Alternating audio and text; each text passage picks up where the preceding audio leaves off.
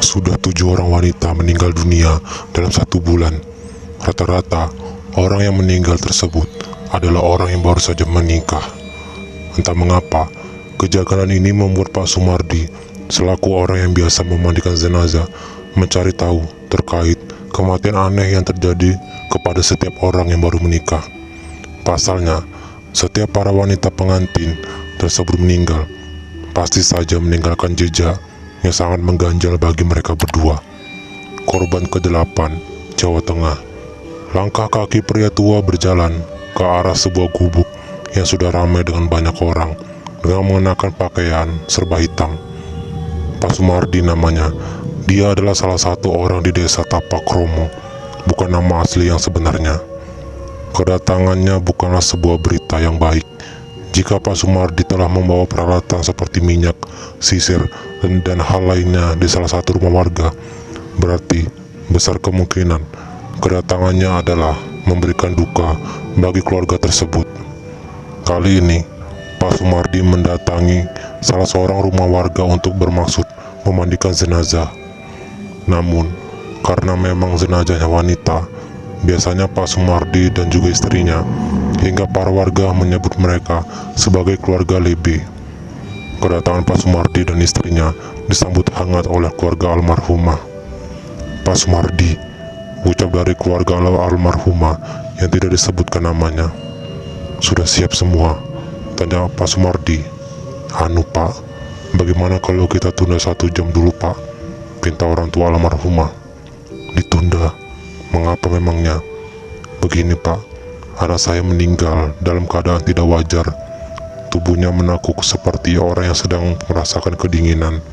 Sudah beberapa kali kami rentangkan kembali tubuhnya, namun tidak bisa diluruskan Pak. Baru kali ini dirinya menemukan jenazah wanita yang tubuhnya menakuk dan tidak bisa diluruskan. Karena penasaran, Pak Sumardi dan istrinya, Ibu Sumi, pun menuju ke kamar almarhumah. Dan mereka berdua tiba di kamar almarhumah. Pak Sumardi dan Ibu Sumi terkejut saat melihat tubuh jenazah wanita itu dalam keadaan menekuk. Lalu, bagian kepalanya menunduk di bawah seperti apa yang dikatakan oleh orang tua dari almarhumah tersebut, seperti sedang kedinginan. Bu, ucap Pak Sumardi. Aku mengerti Pak, ucap Bu Sumi. Pak Sumardi pun meminta kepada orang tua almarhumah untuk membawa jenazah ke tempat pemandian jenazah sebelum nantinya jenazah tersebut dimandikan. Jika telat dan berlama-lama dalam prosesnya, maka resiko terbesarnya adalah jenazah tersebut tidak bisa diluruskan kembali tubuhnya. Namun, sebelum mereka berdua memandikan jenazah, tugas penting dari Pak Sumardi dan juga Ibu Sumi adalah meluruskan tubuh jenazah. Tubuh si almarhumah sudah berada di tempat pemandian. Percikan air sudah memenuhi tong besar yang biasa digunakan untuk memandikan jenazah. Selain itu, keranda mayat juga sudah datang. Orang-orang yang bertugas untuk mengubur jenazah kembali ke rumah si almarhumah untuk menanyakan kapan jenazah akan dimakamkan. Saat Ibu Sumi meninggalkan satu persatu tubuh jenazah, Pak Sumardi memilih untuk berada di luar. Ia keluar sejenak untuk memberikan waktu kepada istrinya agar bisa meluruskan tubuh jenazah tersebut. Bu, jangan lupa oleskan dengan minyak, ucap Pak Sumardi dari balik tirai. Hatinya begitu tidak tenang. Mungkin jenazah yang meninggal dengan luka yang berada di sekujur tubuh sudah biasa. Akan tetapi, jenazah yang meninggal dunia dengan tubuh yang menekuk hingga membuat bagian anggota tubuh lainnya sulit dikembalikan lagi seperti semula, itu adalah hal yang tidak biasa. Entah karena memang ada sesuatu yang membuatnya seperti itu, atau karena faktor tertentu yang membuat tubuhnya menekuk hingga sulit diluruskan kembali. Di bagian telinganya sering terdengar angin kecil, seolah-olah ada yang meniupnya dari belakang. Lalu muncul bau busuk dari salah satu bagian sensitif dari sendi jenazah tersebut. Ibu Sumi berpikir bau busuk tersebut dikarenakan kotoran dari sendi jenazah yang belum dikeluarkan. Telapak tangan Bu Sumi mulai dioleskan dengan sebuah minyak, entah jenis apa, tapi minyak tersebut sangat ampuh untuk meluruskan tubuh jenazah yang menekuk. Setelah dioleskan ke telapak tangan, mula-mula Ibu Sumi mulai meluruskan bagian tangan. Ia sangat telaten hingga mengulur tangan tersebut beberapa kali. Alhasil, tangan dari jenazah tersebut menjadi lemas yang awalnya sangat keras.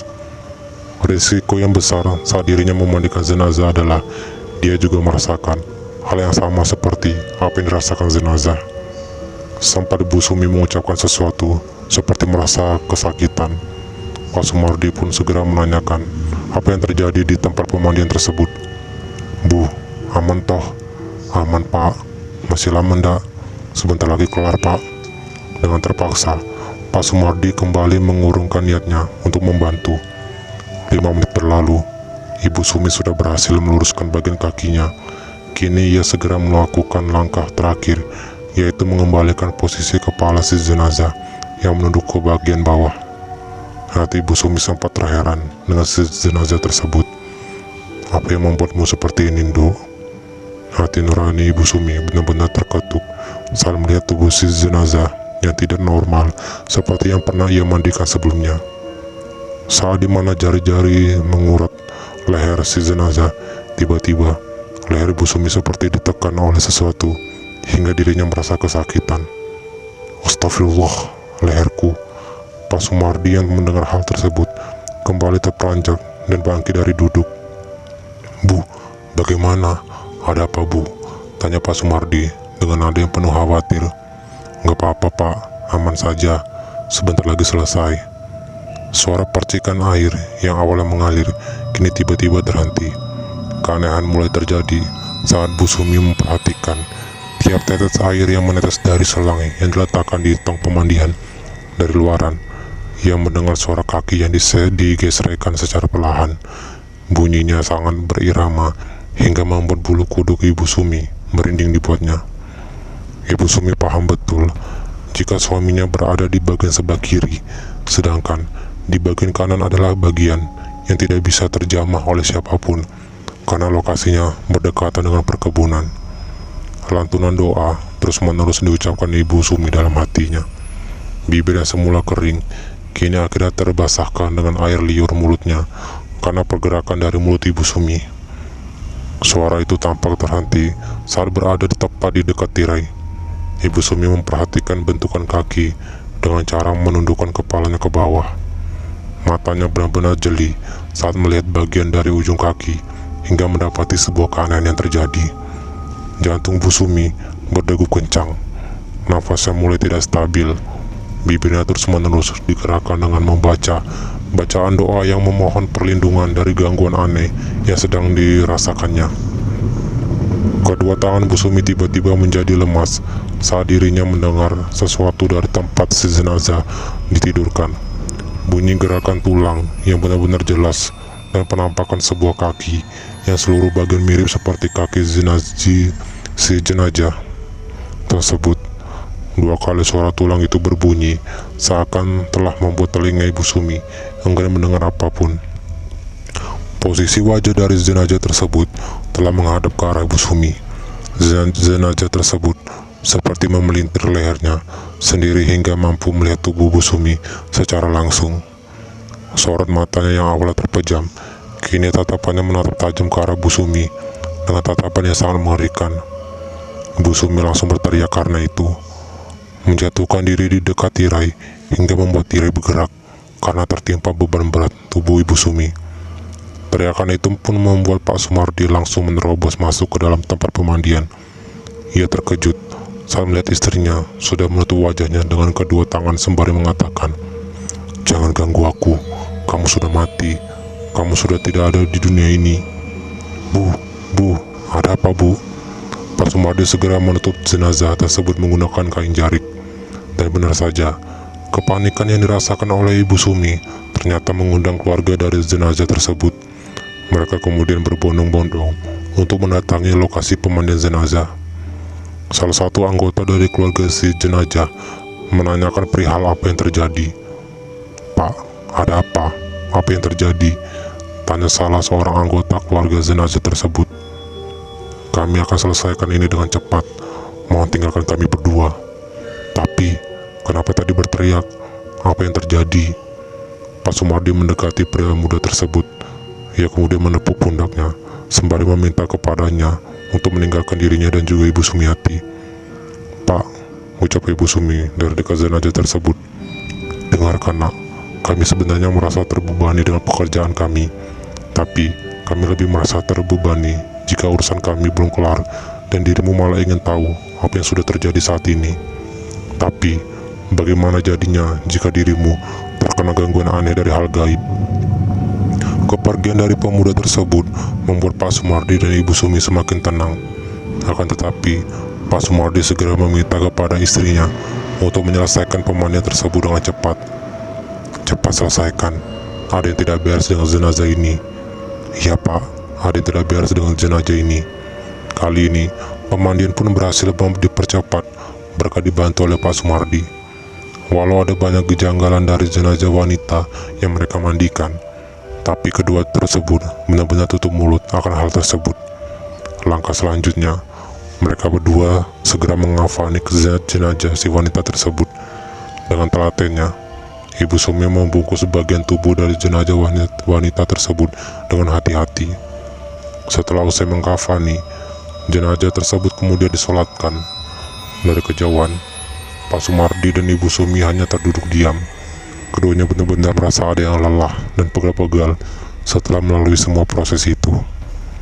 Sebelum jenazah dibawa menuju ke pemakaman, Pak Sumardi menanyakan kepada Ibu Sumi terkait apa yang baru saja terjadi. Padahal Ibu Sumi terbilang sudah berpengalaman sama seperti Pak Sumardi.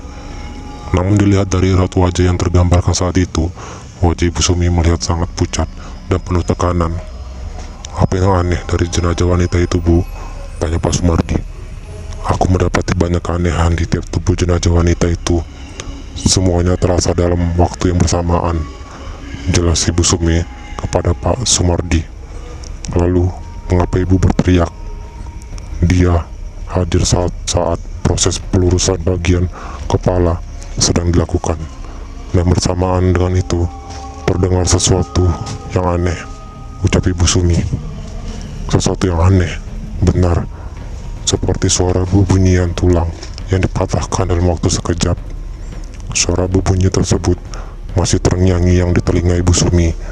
Bagaimana tidak, setelah suara itu muncul, Ibu Sumi sempat terkejut tatkala melihat bagian kepala dari jenazah tersebut berbalik ke arahnya. Atas ketakutan tersebut, Ibu Sumi hanya terdiam. Ia bersama dengan Pak Sumardi hanya menunggu di hadapan rumah duka sampai jenazah tersebut dimakamkan.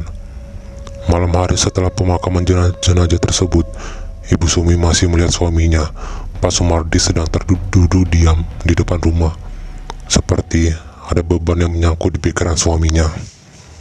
"Tumben ngelamun Pak, ada apa memangnya?" "Bapak masih ngerasa janggal aja Bu. Sudah hampir 8 orang yang meninggal dalam 1 bulan. Tapi anehnya, rata-rata semuanya meninggal masih dalam keadaan pengantin baru." "Ibu juga mikir gitu Pak. Ibu merasa pengantin yang baru meninggal ini sudah ada sangkut pautnya sama yang sudah-sudah." "Maksud Ibu?" "Ibu selalu mencium bau busuk di daerah kemaluan si wanita tersebut. Tidak mungkin jika bau busuk tersebut dihasilkan karena hal-hal yang bersifat intim. Bau busuknya seperti memang ada yang menaruh bangkai di dalam kemaluan tiap jenazah para pengantin wanita. Setiap kematian dari pengantin wanita tersebut seperti terikat satu sama lain dan memiliki benang merah yang sama, yaitu bau busuk pada bagian kemaluan. Sepertinya kematian ke-8 orang pengantin ini bukanlah kematian yang normal." "Maksudnya Pak, ada sesuatu yang sudah terjadi karena kematian aneh tersebut." Semakin malam, hawa dingin di desa Tapak Romo semakin menusuk ke bagian tubuh hingga menembus ke tulang. Ibu Sumi, Pak Sumardi segera masuk ke dalam kamarnya. Saat mereka ingin masuk ke dalam kamar, keduanya mendengar suara tangisan dari arah kamar kosong yang dulunya digunakan untuk menyimpan barang bekas dan tak layak dipakai. "Pak, dengar nggak?" "Ya Bu, Bapak dengar. Ada yang nangis dari gudang." Keduanya pun berjalan menuju ke arah gudang, tempat penyimpanan barang-barang bekas miliknya. Tak disangka, semakin mereka mendekati ruang tersebut, hawa merinding, serta suara tangisan semakin membesar, hingga membuat langkah mereka berdua sedikit gugup. Pak Sumardi dan Bu Sumi kemudian membuka kamar gudang tersebut. Dengan keadaan tangan gemetar, mereka berdua pun terkejut saat melihat penampakan seorang wanita yang sudah berbalutkan kain kafan musuh sedang terduduk.